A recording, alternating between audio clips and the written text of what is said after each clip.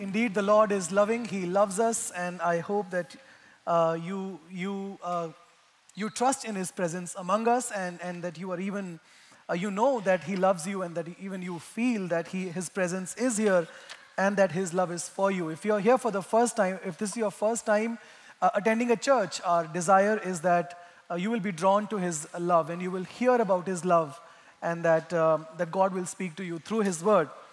We are going through 2 Thessalonians. If you can please open there in the church Bibles.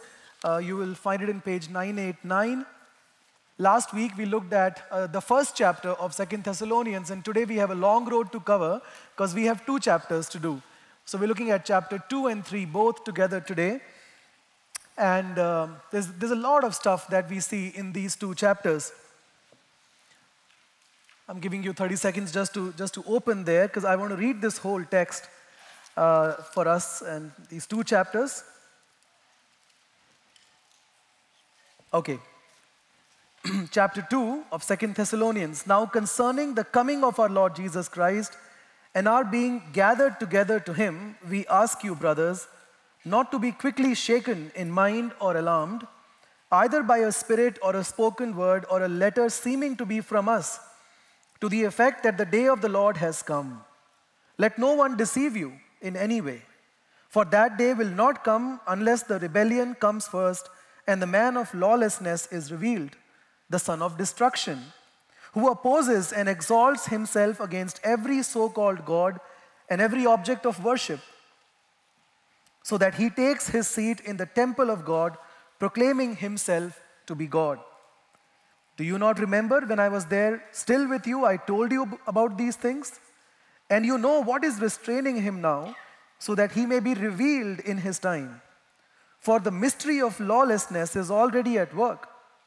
Only he who now restrains it will do so until he is out of the way. And then the lawless one will be revealed, whom the Lord Jesus will kill with the breath of his mouth and bring to nothing by the appearance of his coming.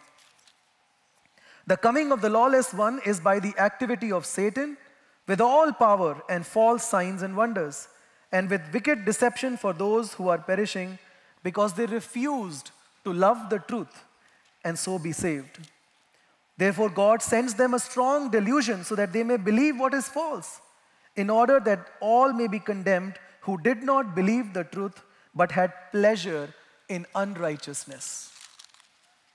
But we ought always to give thanks to God for you, brothers, beloved by God, because God chose you as the first fruits to be saved, through sanctification by the Spirit and belief in the truth. To this He called you through our gospel, so that you may obtain the glory of our Lord Jesus Christ. So then, brothers, stand firm and hold to the traditions that you were taught by us, either by our spoken word or by our letter. Now may our Lord Jesus Christ Himself and God our Father, who loved us and gave us eternal comfort and good hope through grace, comfort your hearts and establish them in every good work and word. Finally, brothers, pray for us, that the word of the Lord may speed ahead and be honored, as happened among you, and that we may be delivered from wicked and evil men, for not all have faith. But the Lord is faithful. He will establish you and guard you against the evil one. And we have confidence in the Lord about you, that you are doing and will do the things that we command. May the Lord direct your hearts to the love of God and to the steadfastness of Christ. Now we command you, brothers, in the name of our Lord Jesus Christ, that you keep away from any brother who is walking in idleness and not in accordance with the tradition that you received from us. For you yourselves know how you ought to imitate us, because we were not idle when we were with you, nor did we eat anyone's bread without paying for it. But with toil and labor we worked night and day, that we might not be a burden to any of you. It was not because we do not have that right, but to give you in ourselves an example to imitate. For even when we were with you, we would not give you this command. We would give you this command: if anyone is not willing to work, let him not eat. For we hear that some among you walk in idleness, not busy at work, but busy bodies. Now such persons we command and encourage in the Lord Jesus Christ to do their work quietly and to earn their own living. As for you, brothers, do not grow weary in doing good. If anyone does not obey what we say in this letter, take note of that person and have nothing to do with him, that he may be ashamed. Do not regard him as an enemy, but warn him as a brother. Now may the Lord of peace himself give you peace at all times in every way. The Lord be with you. I, Paul, write this greeting with my own hand. This is a sign of the genuineness in every letter of mine. It is the way I write. The grace of our Lord Jesus Christ be with you all. Father, even as I read this rich scripture, we are reminded of your love for us, of the richness of your word, and of how you have loved us with an everlasting love, and how you speak to us today very powerfully and in a real way through your living word. And I pray that that will happen to our hearts this morning, that we will feel nourished in our souls by the power of your living word. As I preach and as we hear, may you do your ministry in our hearts. In Jesus' name, amen. So this is Paul's second letter to the Thessalonians, which has 3 chapters, and I was preaching for 2 Sundays, last Sunday and today. So last Sunday we did chapter 1, and today I just want to finish the letter. So we're going to be looking at both the chapters. So it's a long road for us to cover, but I hope the Lord will surely help us. In chapter 1, we saw that physical attack was happening on the church. Persecution was happening in the church. And this was happening by the gospel opposers, by those who hate the gospel. That's what was going on in the church. And what we saw was that in the midst of persecution, God is faithful to his church, faithful in his church, faithful towards his church. And even in the context of persecution and physical hardship in the church, God is growing his church. God grows his church in faith, in love, and endurance. We saw that God assures his church of justice, his justice in his time in the future. And then God empowers his church in the present time to live faithful and holy lives. That's what we saw last week. And today in chapter 2, what is happening is that there is intellectual attack or a theological attack in the church. Chapter 1, physical attack by gospel opposers. Chapter 2, theological attack or a intellectual attack on the church by gospel distorters. People who take the gospel, mix their own things, and they twist things and present it to the people as if it is God's word, and people are misled and people are led astray. And how were people doing in chapter 2 was that they were taking Paul's name and Paul's authority, and in Paul's name and Paul's authority, teaching what Paul has not taught. And what they were teaching is that Christ has already come. You see, when Paul wrote 1 Thessalonians, he was addressing their concern, the concern of the Thessalonian believers, that their loved ones are dying and the Lord has not even come back. What happens to their loved ones? So in that letter, he is addressing that concern of theirs. And he's saying, don't worry about your loved ones. They haven't died. They are asleep in the Lord. When the Lord comes back, we will all be united with him. In this letter, it's now the other extreme. This time, they are thinking, the Thessalonian church thinks that the Lord has already come and they have missed his return. The day of the Lord has already happened. That's what they are believing. That's what the false teachers have been, in fact, teaching them in their community. And so Paul writes to comfort them and to actually correct their false thinking. And he tells them that the coming of the Lord will not happen unless 2 things happen first. You know, the whole topic of the return of Christ and his coming and the circumstances in which he will come, this is a topic of much interest and speculation for the body of Christ and has been for 2,000 years. But all the speculations about his return with respect to the timing of his return has not been helpful to anyone. And trying to time the return of the Lord and trying to be very accurate about it, as if some special revelation is given to somebody about the return of Christ, gives birth to sensationalism in the church, for which there is much, for which always there is much audience anyway, but it helps nobody. In fact, when the outside, the watching world is looking at us, we become a subject of ridicule for so many. that Christians themselves don't know what they are talking about. One very large denomination, I shouldn't even call them a denomination, but a large group that goes off as Christianity, but they are not even Christians because they don't believe in the Trinity of God. The leader taught that Jesus will come back in 1874. But that came and went, and so the date was revised and said the Lord is actually coming back in 1914. And that 1914 came and went, but then they went back and said the Lord actually did indeed come on 1st October 1914, but he actually came invisibly and privately to a select few, and he has given a message that the world is now supposed to listen and obey. But this kind of speculation does not help anyone. So you can imagine how unsettling this would have been for that church.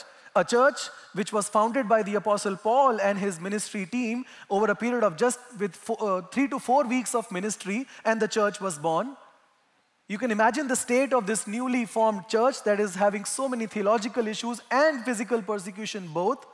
So Paul writes to them to correct this confusion that they were in. And he moves them, he teaches them, he takes them from speculation to a place of having confidence in the truth of God and in the grace of God. That's what he is doing. In fact, in verse 9 and 10, he says, the coming of the lawless one is by the activity of Satan with all power and false signs and wonders, and with the wicked deception for those, now listen, who are perishing because they refused to love the truth and so be saved. So what he's saying is that this is not the sign of mature Christians. Somebody comes and tells you something, you run after that person. Then someone else comes and tells you something, you run after that new teaching that you now receive. But how will mature Christian handle such matters, especially matters related to the end times and the eschatology of the church? Mature Christians, how will they handle it? The first thing, mature Christians are going to stay anchored in the truth amid speculation and deception. That's going to be the mark of mature Christians. Mature Christians will stay anchored in the truth amidst speculation and deception. And we get this basically from 2 Thessalonians chapter 2, verses 1 to 12 is where we learn this. As I said, the church was in turmoil, not only because of physical persecution, but also because of theological confusion. So Paul writes to correct this false claim and to call them back to the truth and to the promises of God and the actual plan of God. And he teaches them that the day of the Lord will not happen until two things happen first. Two things are supposed to happen, then the Lord will come. The two things are a person and an event. A person has to be revealed, an event must take place, then the day of the Lord will come. So the first thing is a person whom he calls man of lawlessness. This man of lawlessness has to be revealed to the world, aka son of destruction needs to be revealed first. And his personal identity is not given in this scripture. So there is no point for us to try and personally identify one person whom we say is this man of lawlessness. His personal identity is not given to us, but his character is described for us. What is his character? He is this man of lawlessness, son of destruction, is going to be a satanically empowered figure. An important figure, a well-known figure perhaps, who will have Satan right behind him, giving him all the power. Even power for signs and wonders, this man is going to have. He is satanically empowered, number one. Number two, he exalts himself above every so-called God and every object of worship and the very idea of religion. He is going to exalt himself up above all these things. He will take seat even among God's temple, which perhaps could be leading to God's people. He will have an influence, or he will seemingly have an influence over the people of God. In fact, he's going to proclaim himself to be God. That is what this man of lawlessness is going to do. This man can also rightly be called the chief Antichrist. Not one of the many Antichrists that Apostle John talks about in his letters, but he is going to be a unique person who is supremely opposed to God and all forms of godliness. So who could be this man of lawlessness? As I said, his personal identity is not given to us, his character is. But still, who could be this person? Over the course of the 2000 years of church history, people have had three views about who this man of lawlessness can be. The first one is, it is said that this fulfillment happened 20 years after the writing of this letter, and this man of lawlessness could be a Jewish rebel or a Roman general during the fall of Jerusalem, which happened in AD 70. That's what one group believes. The second group, or the second view is that the fulfillment of this passage actually happened in the early church time, in the early church age, when the Roman Empire fell, and the Roman emperor at the time was the man of lawlessness, who also took his seat among the temple of God, which was already destroyed by the time, but the temple of God as in the people of God. The third view, which is held by the majority view in the present time, is that this someone is still to come, who will come before the return of Christ. Now, regardless of which eschatological view you take, we need to understand that Paul's primary concern over here is actually pastoral, not so much prophetic. His concern here is pastoral. When the end times discussions are happening, when the man of lawlessness is being talked about, people need to be sure about the truth of God that they have been taught, about the gospel and about their salvation. That's what, some of those things is what he's talking about here. His concern is pastoral, not prophetic. So he says, don't be deceived by false reports. Don't be shaken in your faith. Stand firm in the grace of God and in the truth of God, and live faithfully while you wait. Don't pay too much attention into the speculation about who the man of lawlessness is, or that he is here, or that Christ has already come and you have missed it. That's what he's trying to say in this letter. Pay attention to the truth. Stay grounded in the truth. Stay grounded in the love of God and in the grace of God, which will keep you till the very end. His grace is not going to abandon you midway. So you cannot miss the coming of the Lord. His grace will take you home. So Paul says that this man of lawlessness is actually being restrained for now. For the time being, he's being restrained, possibly by the Holy Spirit or a powerful angel, we do not know. But he says that the mystery of lawlessness is already at work. The spirit of lawlessness is already at work. The principles of lawlessness is already at work in the world. And church, won't you agree with me that the anti-social, anti-God, anti-good, anti-law, anti-moral forces already run and govern this world? And that's why what we see around us, we see that all these forces of lawlessness, the spirit of lawlessness, already govern this world, which cheapen the sanctity of human life, of human dignity, of sex, of marriage, of money, of family, of society. Already these things are marred by human sin and by the spirit of lawlessness already at work in the world. But Paul says that Jesus will not come back unless the man of lawlessness is first revealed. When he will be revealed, he also says that his reign is going to be very brief. Jesus will destroy him. Now, by the way, some may think this is the devil himself. No, this is not the devil. This is somebody empowered by Satan, a person, a human being, a man of lawlessness, son of destruction, not the devil, somebody backed by the devil and promoted by the devil and empowered by the devil. This person will be revealed, but when Jesus returns, by the glory of his coming and with the breath of his mouth, Jesus is going to destroy this person. Take hope in that. That's what he's saying. So a person, and second, an event. A person has to be revealed, an event must take place. What is the event? The event is the rebellion, the apostasy, the falling away of the faith of the truth. Many people will fall away from the truth. When this rebel is going to be revealed, the rebellion is also going to break out. And the revolt of the rebel is going to infiltrate, sadly, the revolt of the rebel is also going to infiltrate the church at some level, perhaps the nominal church. That's why the church is called to stay strong and to love the truth and to hold fast to the glory of God and to the promises of God. Having said so many things, I must say that we must all admit that this passage of the New Testament is complex and on many levels is even mysterious. Why I say so is because Paul is saying that when I was with you, I told you about these things. But the whole content of what he told them in person, he did not record in writing. So the whole thing we don't have before us.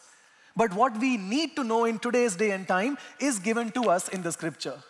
But the entirety of what he told them orally, he did not write it down here. And that is why the task of interpretation of passages like this, especially this passage, must be done with humility. We need to approach this text with humility. Throughout church history, people have made bold and mistaken claims about the identity of the lawless one, and they have mistakenly identified different people as the man of lawlessness. People have picked up throughout church history, they have picked up one of their contemporaries, somebody who is a wicked man, an evil leader. They just pick up that person's name and say that person is the man of lawlessness.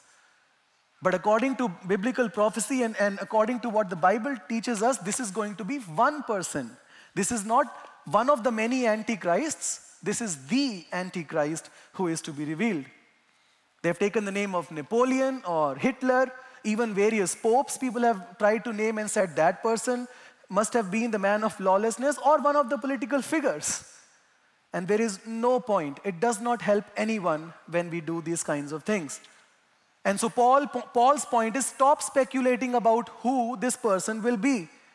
But his point is be steady in God's word. And so the question is, how do we remain steady in the midst of all the speculation and deception that will come with the man of lawlessness? How do we remain steady? And his answer is in verses 10 and 11. His answer is stay rooted in the truth. His answer is the truth, not just knowing the truth, but loving the truth. It's not just a head thing, but it's a heart thing. Why this is critical? It's because those who perish are those who refused to love the truth.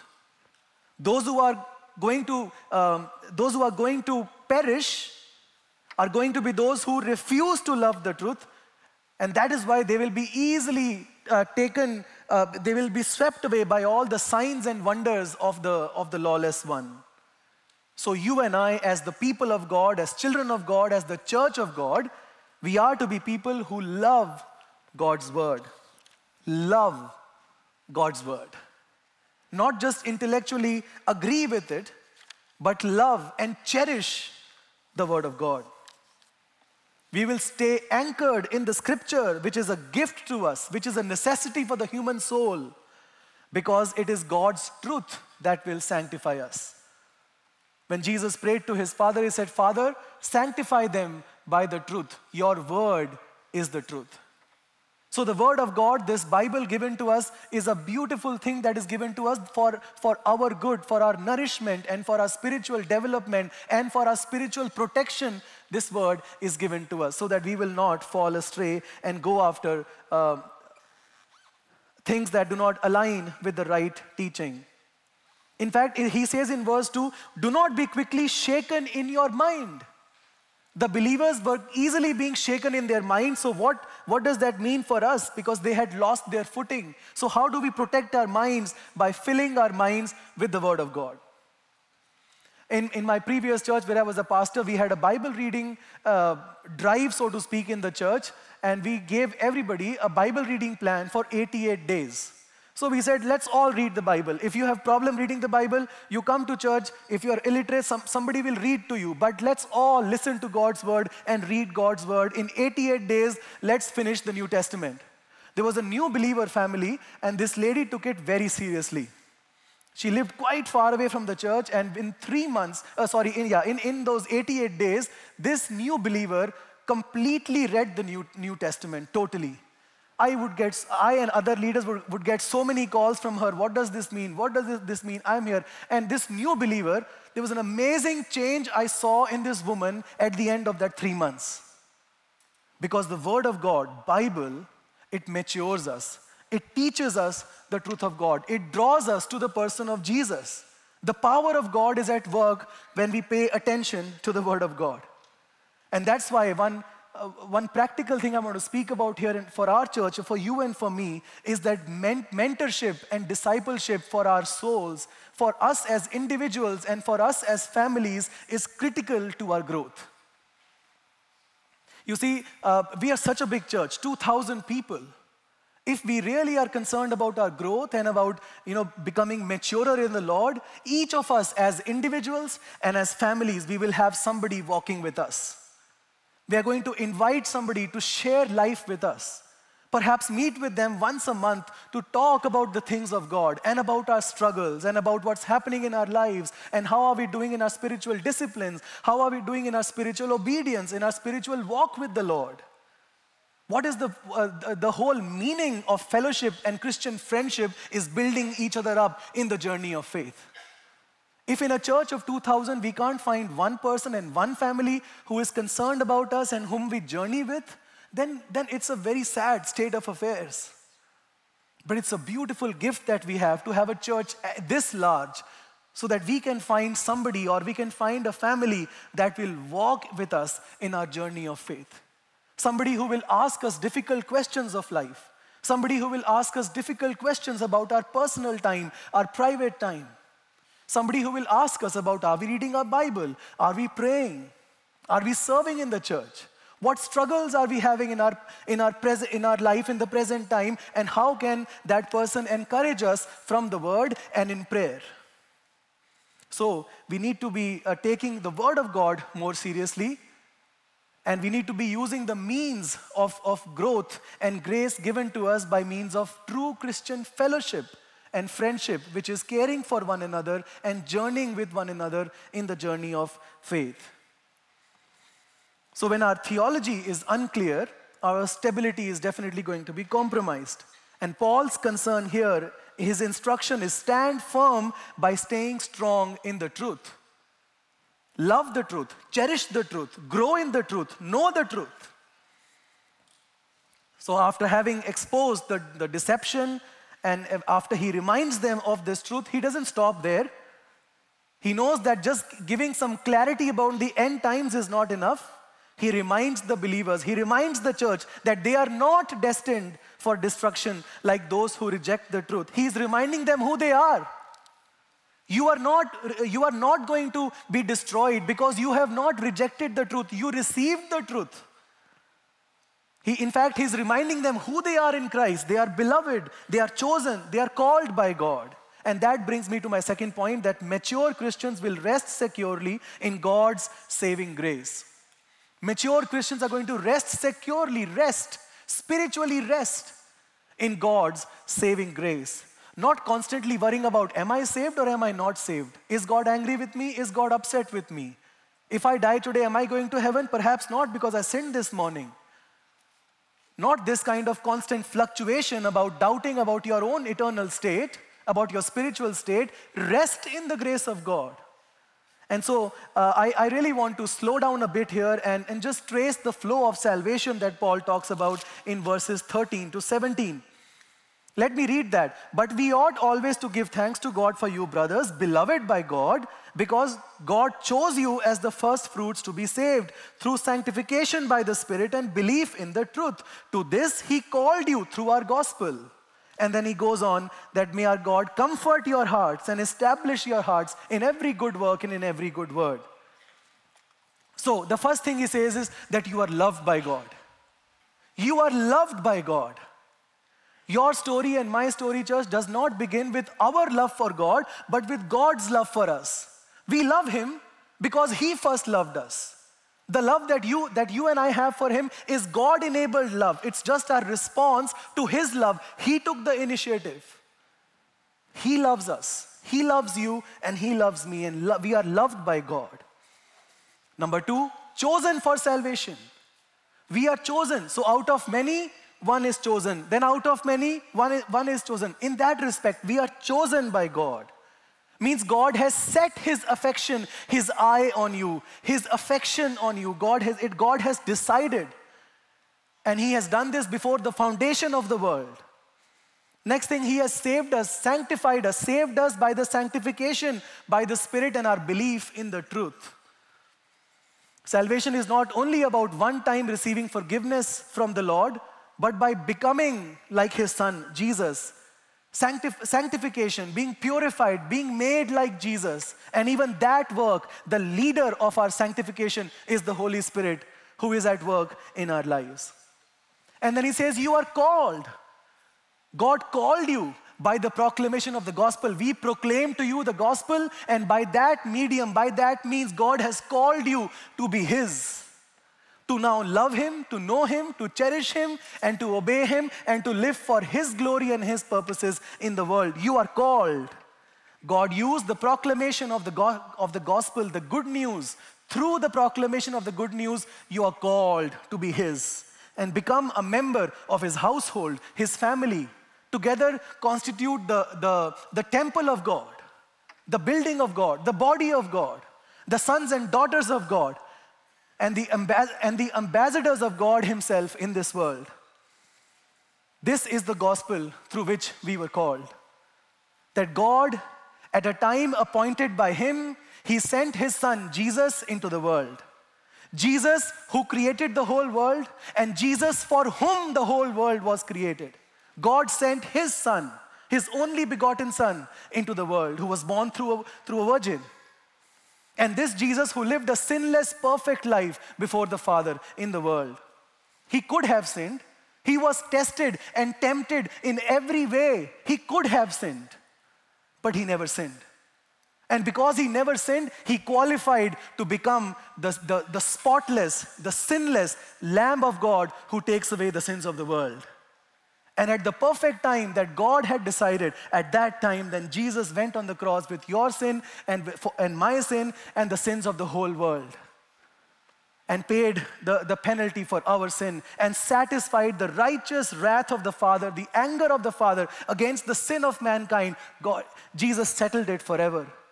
Where in the heavenly sanctuary, he poured his blood on the mercy seat of God. And you know, in the Ark of the Covenant, the items that were there in the Ark of the Covenant, they were not only a symbol of the power of God and the presence of God, but also of the sin of Israel. So in the heavenly sanctuary, in that Ark of the Covenant, in the heavenly sanctuary, Jesus poured his own blood. So when God looks at that, he doesn't look at the sin beneath, but the blood of Savior Jesus over it. That's how God looks at us. This is the proclamation of the gospel that Paul gave to them when he went to them in Thessalonica and planted their church. And he said, this is the message you heard from me, that Jesus has chosen you, loved you, called you, and made you his own, and your sins are forgiven, and his grace will carry you to the very end until you get home. You will be his, and you are his. So he says, why are you paying attention to all the speculation that Christ has come back and you have missed it? Hold on to the conviction that you had first when we came to you. That's what he is doing there. So what do we do with this truth, friends? We rest in it. We rest in it. We enjoy it. We become more and more confirmed and sure of our salvation, of who we are in Christ. We don't live to perform and do good things in order to win the favor of God, but we operate and we live from a position of being children who are accepted by God. We stand firm, not in our strength, but in the grace which he has poured on us. Grace is not just the door to Christian life, it is the entire path. From beginning to end, it's a journey of grace. It's the story of grace. His saving grace, his enabling grace, his keeping grace, his sustaining grace, his grace that will not let you go. So in a world that is so full of deception, instability, sinfulness, and even fear at all levels, this is what Paul is calling us to. In a strong footing that cannot be shaken, and that is the unchanging grace of God. The unchanging grace of God, the unending grace of God. You know, when we truly grasp the grace of God, it changes us. And when we know that he is with us and he will never leave us and never abandon us, we will not become lazy people. His grace will not make us passive people. Grace does not make us idle. It makes us active and fruitful. So in chapter 3, basically, his concern is entirely practical.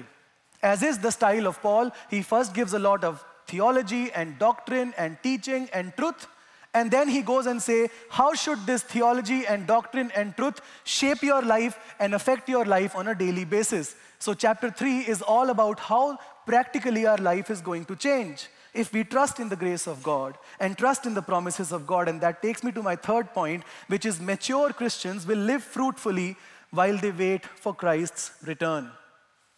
Mature Christians are going to live fruitfully as they wait for the return of Christ. He makes clear that the right response to God's saving grace and the certainty of Christ's return is not idleness, but fruitfulness.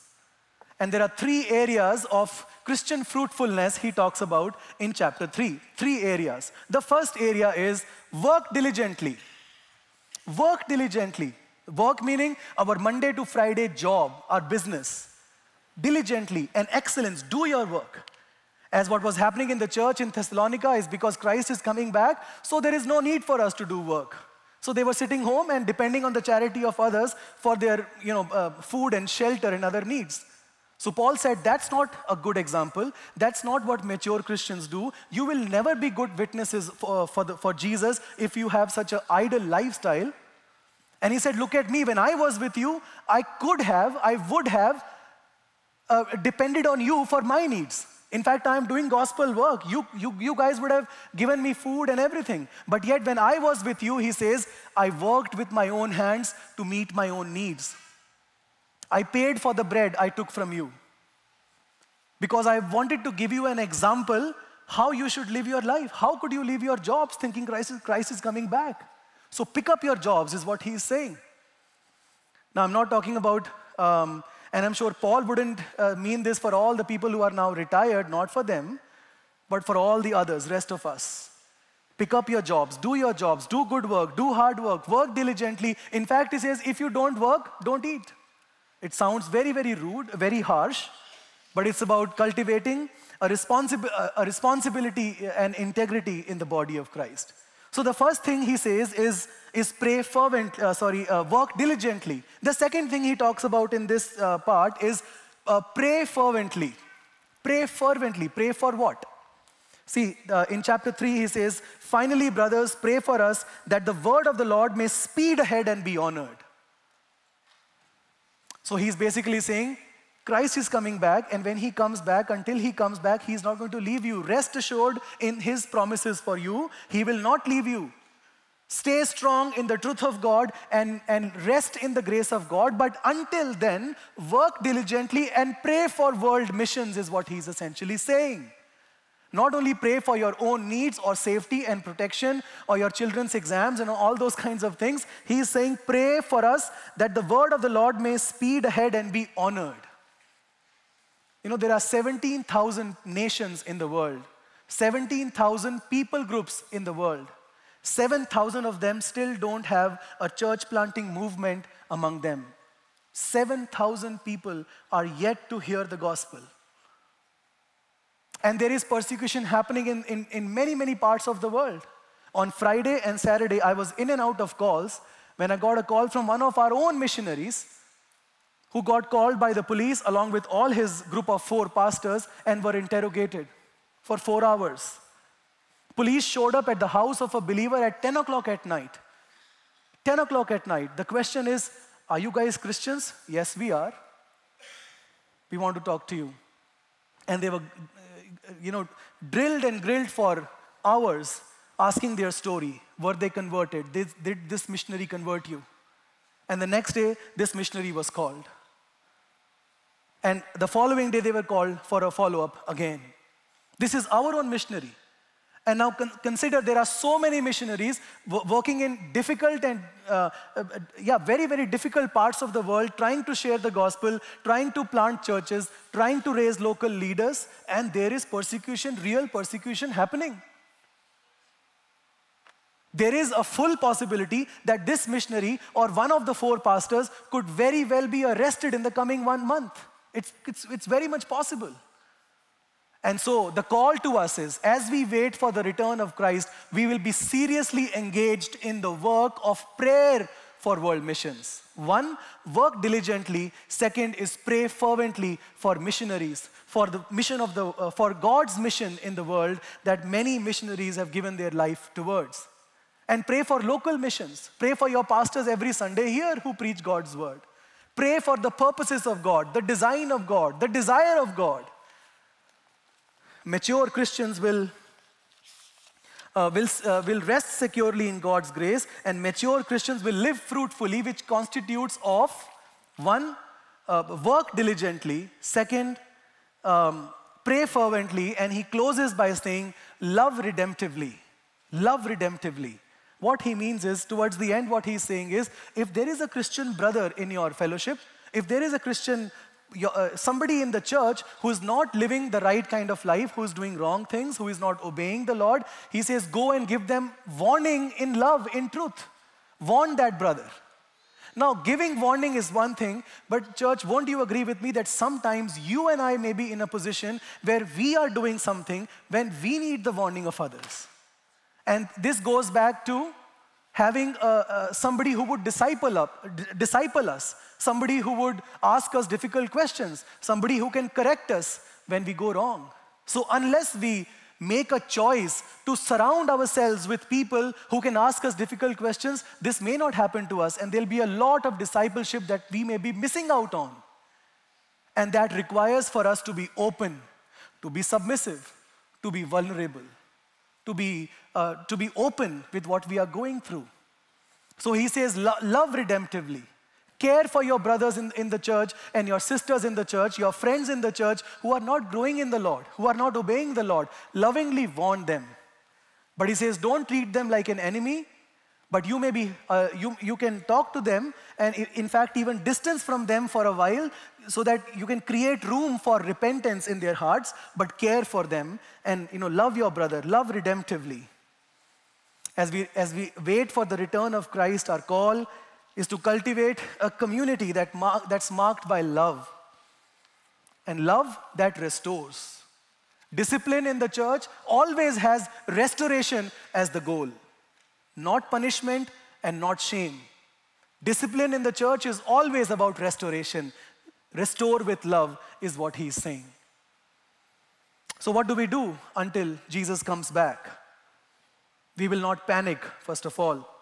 And we will not pay attention to speculations. We will ourselves not speculate. And we will not doubt God's love and God's salvation. We will certainly not run after signs and wonders, but we will keep Jesus at the center and the gospel at the core of all our ministry. And we will stand firm in it, so that when the world is spinning lies around us, we will have the spirit of discernment at work, and we will be able to distinguish right from wrong. And when our hearts feel shaky, when difficult moments come, we can rest in God's saving grace. And while we wait for the return of the Lord, we will work diligently, pray fervently for world missions, and we will love redemptively others in our congregation. And all of this with glory as the end. As I said last week too, glory is the end. Glory is the final destination, where Jesus is glorified in us and we are glorified in him. Until then, may the Lord help us to live according to what we have heard today. Amen.